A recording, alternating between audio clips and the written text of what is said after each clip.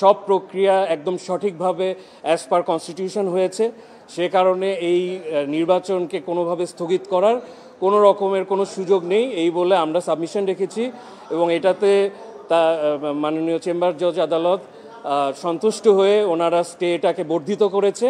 তার মানে আগামীকালকে নির্বাচন হওয়াতে so far age relates to the first case, যেটা আপনার জেলা এবং বিভাগে যেই চিঠিটা নিয়ে প্রশ্ন করা হয়েছিল সেটা আর রয়েছে না।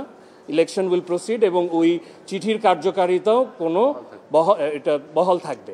দ্বিতীয় একটি কেস হয়েছিল, জনাব ফারুক আহমেদ সাহেব চ্যালেঞ্জ করেছিল 15টি কাউন্সিলর, দ্যাট ইজ 15টি ক্লাবের কাউন্সিলরশিপকে নিয়ে চ্যালেঞ্জ করেছিল এবং অনারেবল হাইকোর্ট ওটাতে স্টে দিয়েছিল। সেইটার এগেনস্টে আজকে রিট পিটিশনার রেসপন্ডেন্টরা ওই 15টি ক্লাব আজকে সিএমপি ফাইল করেছে, ওইখানেও আমরা অ্যাপিয়ার করেছিলাম।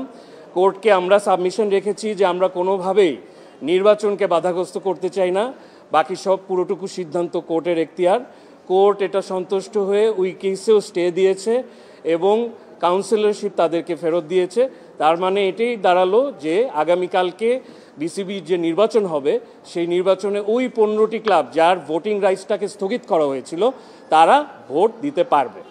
সো ফার অ্যাজ আমাদের বিসিবির তরফ থেকে কনসার্ন, আমরা নির্বাচন সময় মতন করা ইলেকশন কমিশন এবং বিসিবির এটি একটি ম্যান্ডেট ছিল এবং আমরা এটা সফল করতে যাচ্ছি ইনশাল্লাহ আগামীকালকে। সেটা আসলে ইলেকশন কমিশন এবং বোর্ড ডিসাইড করবে, তবে বিসিবি লয়ার এবং এই প্রক্রিয়াতে জড়িত থাকা কারণে আমি যেই কথাটা আপনাদেরকে বলতে পারি যে সব কিছু যথেষ্ট স্বচ্ছভাবে হয়েছে এবং নির্বাচন মানেই আপনারা জানেন যে মামলা হবে, ডাকসুর নির্বাচনও মামলা হয়েছে, কিন্তু এই মামলাতে যদি প্রাইমা ফেসি যদি কোনো উপাদান সিরিয়াস পাওয়া যেত সেরকম, তাহলে কিন্তু নির্বাচন ঠিকই স্থগিত হতো।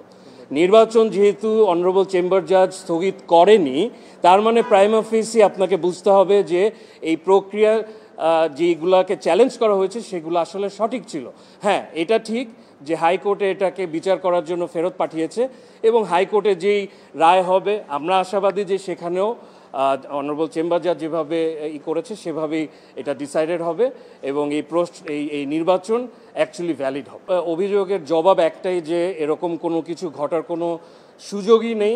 কোন আইন, এটা তো টোটালি একটা আইন বহির্ভূত জিনিস, যেটা করার কোনো ইনস্ট্রাকশন বা কোনো আলোচনা আমি শুনিনি, being the lead lawyer of BCB. So এরকম কোনো কিছু ঘটেছে বলে আমার মনে হয় না।